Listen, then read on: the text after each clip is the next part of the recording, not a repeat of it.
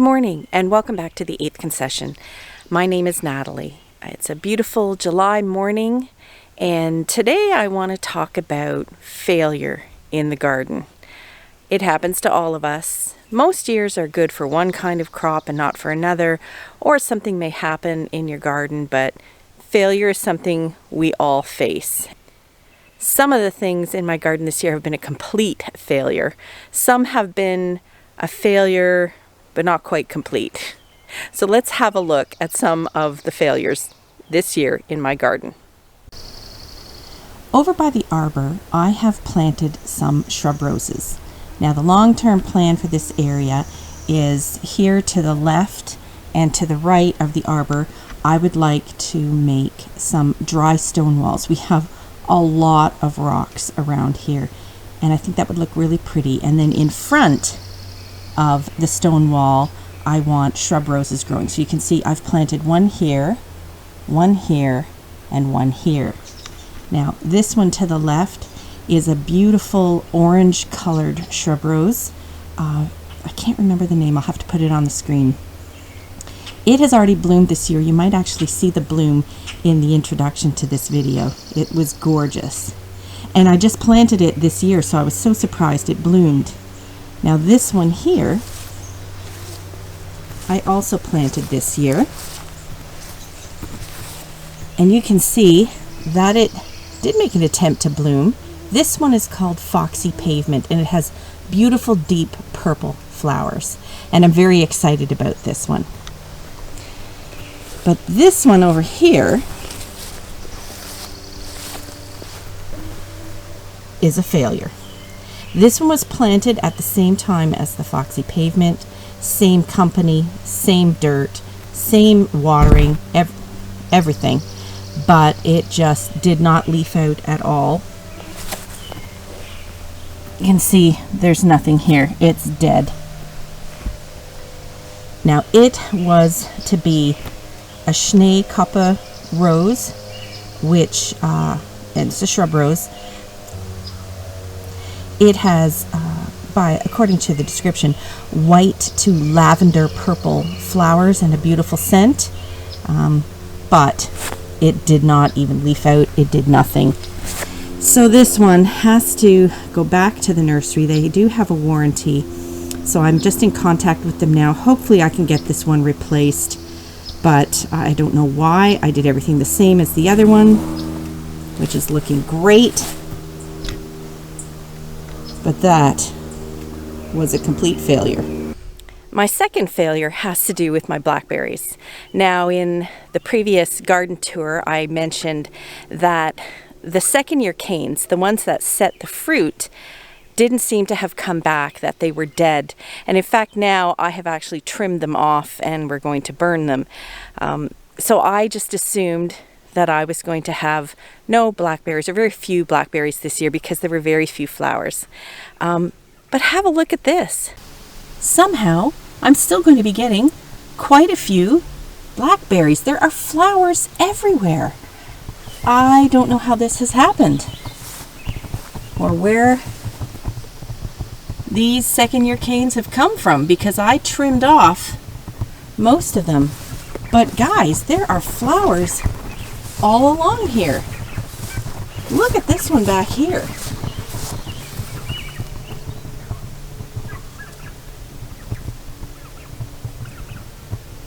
Loaded with flowers.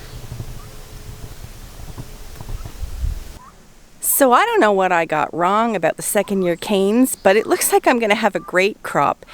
And this failure looks like it's not a complete failure. So the next failure is over in the old garden. I mentioned this failure in the last garden tour, but it's not getting any better. And that is my watermelon. And you can see here the poor excuse for a plant. It is not happy and it is not growing. So you might be saying, what were you thinking trying to plant watermelons in southern Ontario, zone 5B?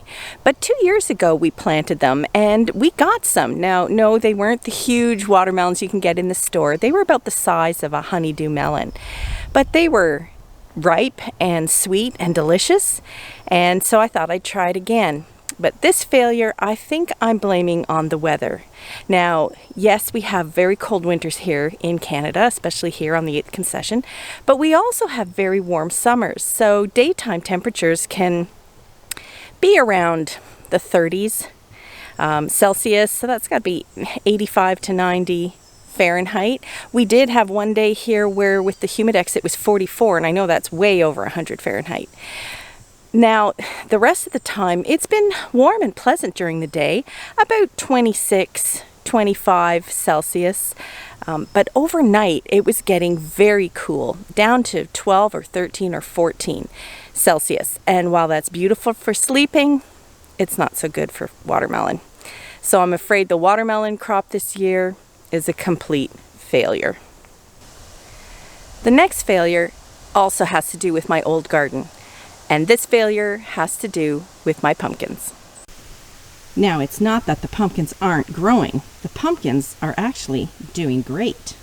This one is massive. It's got flowers. It's starting to vine.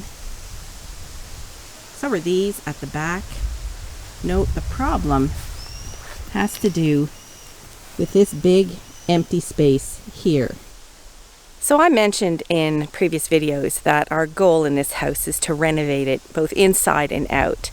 And the renovations inside the house are starting this year. Unfortunately, they're not the fun renovations.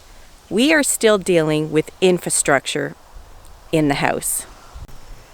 So while I would like to be working on the ensuite to our master bedroom, or just renovating the main bathroom, or doing a new kitchen, we this year are working on our heating and cooling system. Now, as I mentioned, here in Canada, we do have very cold winters. I mean, in the coldest parts in January, we can get down to minus 25, minus 30 Celsius. I'm not sure what that is Fahrenheit, but I'll put it on the screen. It's cold. Dump loads of snow, the whole works. But in the summer, we actually have really nice hot summers. So our systems in the house have to both heat the house really well and also cool the house really well. When we bought this house, it came with an oil furnace. Now, you don't have many options in the country. Typically, you have an oil furnace or a propane furnace. And our old oil furnace is not doing well.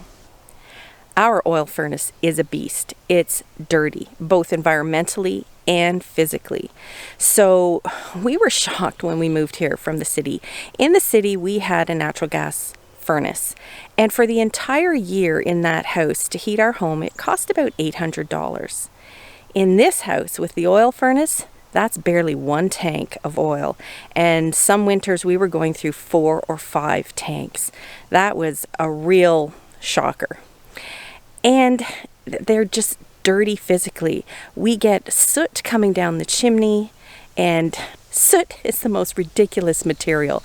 It looks like powder, but the minute you touch it, it turns to like a paste, and try to clean that up, it's almost impossible. And there is soot falling down from the chimney. It gets on the floor. The air sometimes smells a bit when the furnace is on. There's dust and dirt. I just don't like it. So then I discovered something that I wasn't aware of, not having lived in the country before, and that's that your oil tank expires, like a tub of yogurt. Yes, our oil tank is about to expire in about 1.5 years, so this was the time to do something.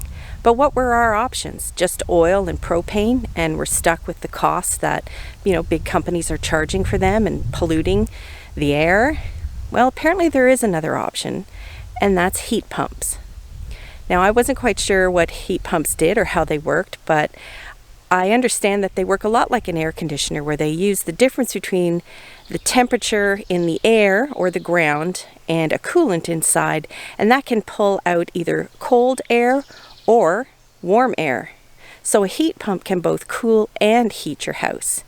Here in Canada, that's a bit tricky because we get really cold temperatures. And some of the heat pumps that rely on the difference in the air temperature don't work so well when it gets down around minus 25.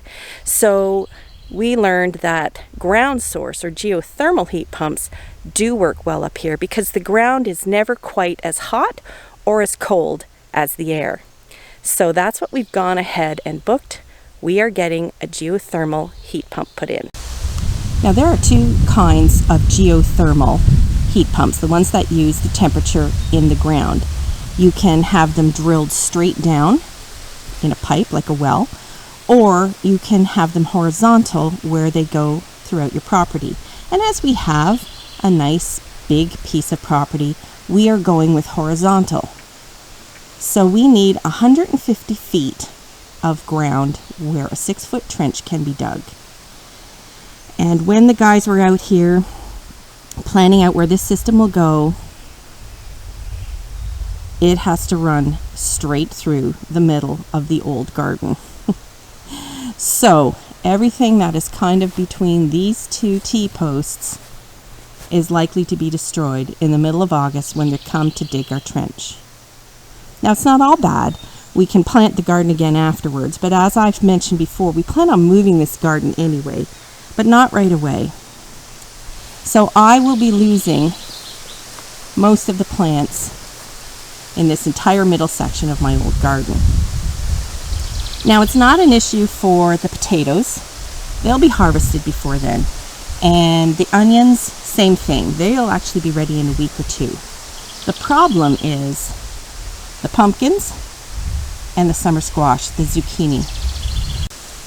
Now I'm hoping we will have had our fill of zucchini by mid-August, but the pumpkins are another story. They will have set the pumpkins, but they're not going to be ripe until September, October. So what to do? Well, when we finally booked our heat pump, I decided that before the pumpkins got any bigger, I would try and transplant them. Now, I know you can transplant little pumpkin plants because that's what I did. I started them indoors. But just how big can they be when you transplant them again? The answer is not too big. I dug up 2 big pumpkins right here in the middle because they were my giant pumpkin seeds and I really didn't want to lose them, and thought that I would transplant them to the new garden. So I prepared to do this as quickly as possible. I prepared the holes in the new garden where I wanted them to go. I brought my wagon down. I dug as much earth around the roots as I could, put them in the wagon, took them over, and they were back in the ground within 2 minutes. Watered them well and crossed my fingers. Well, it was a failure. As soon as I put those pumpkins in the ground, they gave up the ghost. I mean, within 10-15 minutes, the leaves were hanging, it was drooping, it looked like it had died 1,000 deaths. So now I know how big a pumpkin has to be to transplant it, and that's not very big. Now, this is not a complete failure, however, because I just kept on watering them and just hoping that they might take root. And you know what, guys? I think they might make it. Here is pumpkin number 1, surrounded by weeds. This new garden is just killing me with the weeds. But look, some of the leaves have come back. It's setting new flowers. I think it's gonna make it. The other one over here was much larger. It has struggled more, but those are new blooms and those are new leaves down here in the middle. It even seems to be hanging on to its vine. It amazes me sometimes how tenacious nature can be. These plants are survivors, even though I failed them by trying to move them when they were too big. Whether or not they'll still have time to set a big enough pumpkin for the family's annual pumpkin carving contest, I don't know, but they have survived, so not a complete failure. The last failure I want to talk about is something I mentioned in one of my garden tours, and that's my corn. This was not the year for sweet corn. As you can see around the pumpkins here, I have a few stalks coming, but I don't know that that's even going to be enough for them to pollinate that I get any ears of corn. I planted 3 rows in this corner here, and the 2 largest corn plants there are all that survived. I replanted, and those little straggly ones in between, those are from the second planting. Then over here, I tried covering them with netting because I'm pretty sure it was the red-winged blackbirds that were eating the corn seeds out of the ground. So I thought, well, if I keep some netting over, let's have a look to see if this failure is a complete failure or a not so complete failure. Well, it's plain to see that the weeds enjoyed it. I can see 1, 2, 3, 4, 5, 6, 7. Maybe once I weed this, I might have a few stalks of corn, but really, I think it's still classified as a failure. So those are my failures so far this year. And while they're disappointing, in fact, most of the garden is doing well, and I have a lot of success, and I'm really looking forward to a bountiful harvest of both fruit and veggies. The trench that will be dug for the geothermal heating and cooling system, that will happen in about a month, and I will document that because it's going to look awful for a while. I think a little bit like World War I France with the trenches. But we will fix it up, and in the end we will have a reliable, clean, efficient heating and cooling in our house, and for that I am excited. So that's it for today. Hope your failures aren't too bad this year and that you have more success than failure. Bye for now.